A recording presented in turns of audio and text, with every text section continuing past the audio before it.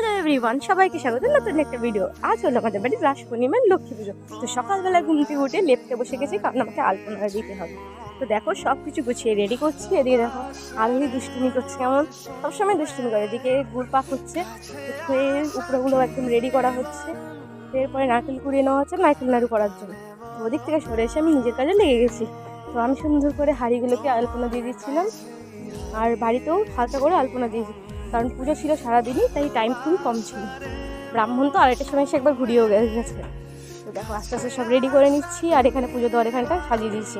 এবার আমি পুজো দেওয়ার ওখানে আলপনা দিচ্ছিলাম। তো আলপনা দেওয়া কমপ্লিট আমার।